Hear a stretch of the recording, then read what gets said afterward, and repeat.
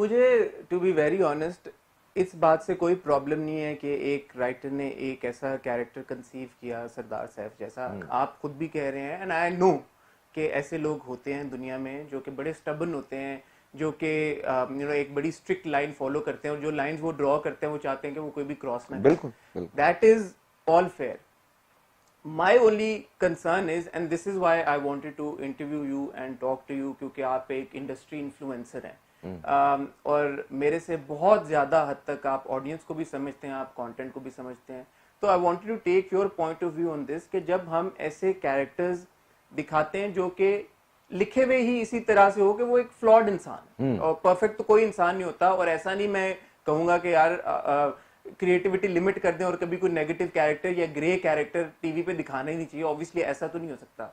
But जब कोई grey character सरदार सैफ जैसा टीवी के ऊपर दिखाया जाता है तो क्या क्रिएटर्स के ऊपर, राइटर्स के ऊपर, डायरेक्टर्स के ऊपर और एक्टर्स के ऊपर एक एडेड रिस्पॉन्सिबिलिटी आती है कि फिर उस ग्रे कैरेक्टर के जो नेगेटिव एक्शंस होते हैं या जो बुरे एक्शंस होते हैं उनके कोई कॉन्सिक्वेंसेस भी दिखाने चाहिए? आपको क्या लगता है इस पर? कॉन्सिक्वेंसेस तो दिखा दिया उसको, मतलब एक मार दिया उसको, मतलब मर गया वो। ये तो एक मतलब एक्सट्रीम होती है ना कि मतलब चलो मार दो, पागल कर दो, या सबने उसको छोड़ दिया, इस तरह की चीजें होती है। लेकिन from the point of view जो मैं देख रहा था, रायमा का जो पॉइंट ऑफ व्यू था, जो मुझे बाद में जब मैंने रियलाइज किया कि हम आज से नहीं, ये बचपने से ही शायद ब्यूटी एंड द बीस्ट से ही हम ये चीजें देख रहे हैं कि वो जो एक मोहब्बत आपकी जिंदगी में आती है, वो जो औरत होती है, वो आपकी बहुत सारी चीजों को बदल देती है, आपकी चीजों को आहिस्ता आहिस्ता चेंज करती है, माफ करती है आपको। सो बेशक उसके साथ अगर कहीं ज्यादती भी हुई हो तो वो माफ कर देती है। लेकिन वहीं पे शायद वो औरत आपको बेहतर इंसान बना रही होती है। मतलब माँ 50 दफा कह दे, बाप 50 दफा कह दे, लड़का सिगरेट नहीं छोड़ता। गर्लफ्रेंड कहती है ना, लड़का फौरन सिगरेट छोड़ देता है। तो ये वाले मसले भी हैं जिंदगी में। और इस तरह के बहुत सारे कैरेक्टर्स हैं जिसमें लड़की की वजह से उस नेगेटिव इंसान के अंदर जो है वो चेंजेस आई हैं। तो वो चेंजेस शायद सरदार के अंदर भी आई थोड़ी बहुत, रायमा की वजह से, उसकी पॉजिटिविटी की वजह से। और उसने भी हथियार डाल दिए थे रायमा ने एक पॉइंट पे आके, जब उसने कहा कि यार मतलब अब अगर मैं कैद हो ही गई हूँ तो फिर मैं क्यों ना इन सब चीजों को मतलब कबूल कर लूं कि ठीक है अब और कोई हल नहीं है। Because you see that is the thing. I know मैं इस चीज को मानता हूं, लेकिन वही वाली बात है कि हम बेहतर कर सकते हैं। मतलब शायद उस लड़की ने ये सोचा कि वो अब अपनी मोहब्बत से इस इंसान को बेहतर कर सकती है, जो कि नॉर्मली हम जब गिरे कैरेक्टर्स दिखाते हैं, यही चीज कुछ इसी तरह की चीज जो है वो बशर में भी हुई थी कि वो जब इन लव हुआ है बशर तो वो बेहतर इंसान बनने की तरफ आ गया था और वो बेहतर इंसान बना है उसके बाद। So science Sardar was in the process कि शायद वो बेहतर हो जाता, लेकिन उससे पहले ही उसका कैरेक्टर जो है वो खत्म हो गया। तो कुछ चीजें राइटर्स बीच में भी छोड़ देते हैं कि अब Raima will continue her life. अब वो जाहिर सी बात है उसके बच्चे को पाल के एक अच्छा इंसान बनाएगी। तो इस तरह की बहुत सारी चीजें हैं जो कि हम ड्रामों में या फिल्मों में देखते हैं, positive to negative, negative to positive. लोगों को ये फैंटेसी पसंद है, मुझे ऐसा लगता है, क्योंकि मैं अभी पिछले 2 हफ्ते में जितना भी घूमा हूं या जहां जहां भी गया हूं, मुझे एक ही बात सुनने को मिली है कि सरदार को क्यों मार दिया, सैफ को नहीं मरना चाहिए था, सैफ वापस आ जाएगा, वो एक ड्रीम सीक्वेंस होगा और वो वापस आ जाएगा, we can bet on it. इतनी सारी चीजें मुझे नेट पे भी मिल रही हैं, मुझे लाइव भी मिल रही हैं। तो मैं तो यही कह रहा था कि मतलब अब क्या कह सकते। मैंने आपका इंस्टाग्राम पे मैसेज भी देखा और आपने कहा कि जहाँ पे आप लोग इतना प्यार कर रहे हैं, I think it's important to realise कि Saif was not a good man. हाँ, तो उसका जो अंजाम हुआ है वो यही अंजाम होना चाहिए था। हाँ, तो शायद इससे भी ज्यादा होना चाहिए, लेकिन एक प्रोसेस था उसका जिसमें शायद वो आगे जाके और बेहतर इंसान हो जाता, लेकिन एक और जज्बाती फैसले ने, जो उसकी बीवी ने कर लिया था, पहली बीवी ने, उसकी वजह से उस बेचारे को मार दिया गया।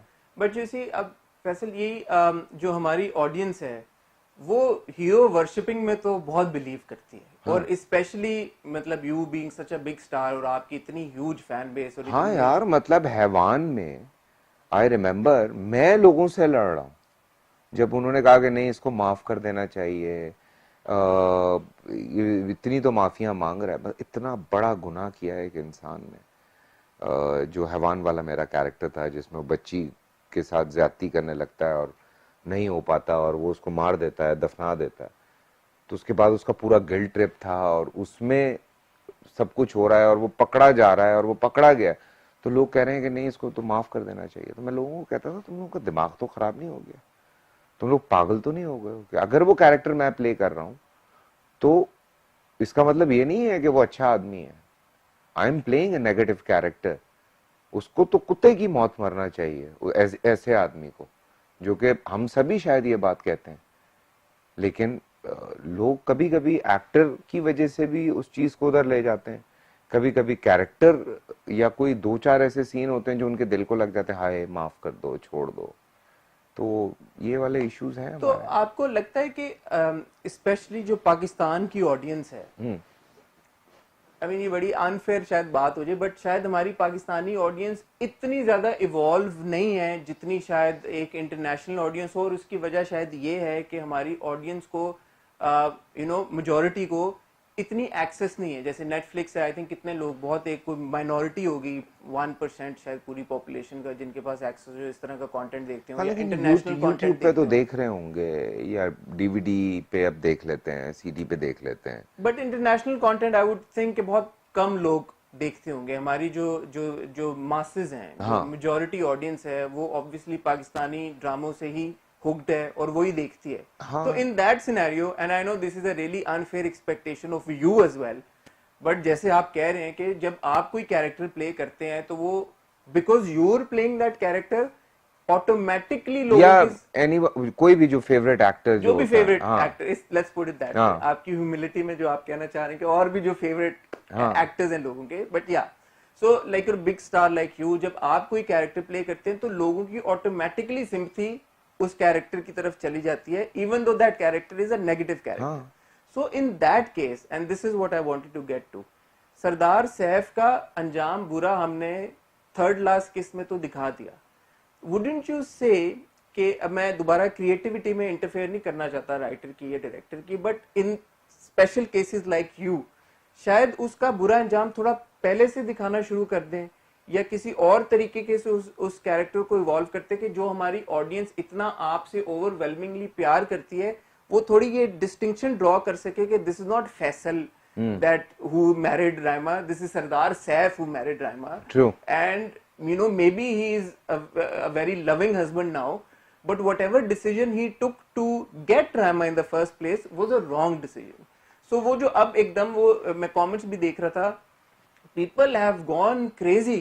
आप बिल्कुल सही कह रहे हैं कि यार ये तो लव स्टोरी थी, कैसे मार दिया सरदार सैफ को, but nobody is talking about that one fact, that one उसने उसको किडनैप किया, कि उसने उसको किडनैप किया और यार उसका जबरी उसके देखो, साथ उसका शादी उसका रीजन बहुत बड़ा क्या है।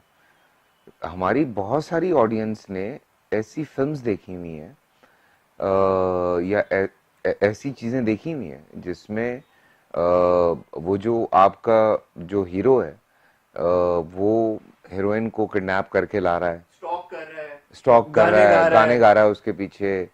तो वो सुपर हिट फिल्म्स हैं, चाहे वो हिंदुस्तान की क्यों ना हो। बिल्कुल ठीक है, Shahrukh Khan is Shahrukh Khan because of those characters, psycho lovers जो होते हैं। सो वो एक एक जो वो पागलपन है, वो तो बड़ा पसंद होता था। दो के उसमें भी उन्होंने कोई उसकी जीत नहीं दिखाई, या उन्होंने उसमें भी ये नहीं दिखाया कि वो जो है वो चढ़ गया। बट कहानी सुनाने का तरीका है कि आप अगर यही कहानी आप अली अंसारी वाले कैरेक्टर के पॉइंट ऑफ व्यू से सुना रहे होते, तो शायद मैं बहुत बड़ा विलन बन जाता, एंड तक मैं बहुत बड़ा विलन बन चुका होता। लेकिन चूंकि वो कहानी मेरे और रायमा के पॉइंट ऑफ व्यू से चल रही है, तो वो लव स्टोरी बन तो वो लव स्टोरी बन गई। यही होता है, वरना जोकर कभी भी ना बनती। अब जोकर वो आदमी है जिससे हम बचपने से नफरत करते आए, अब आगे जोकर देखी तो हमें जोकर पे और नहीं, बेचारे ने सही किया यार, गलत हुआ था उसके साथ। तो यही वाली चीजें होती हैं कि आप कहानी कौन से पॉइंट ऑफ व्यू से सुना रहे हैं। सो ये एक क्रिएटिव मेरे ख्याल से वो छोड़ देना चाहिए कुछ लोगों के ऊपर भी, और लोग मेरे ख्याल से थोड़े से जजमेंटल होते भी हैं, कभी कभार नहीं भी होते हैं।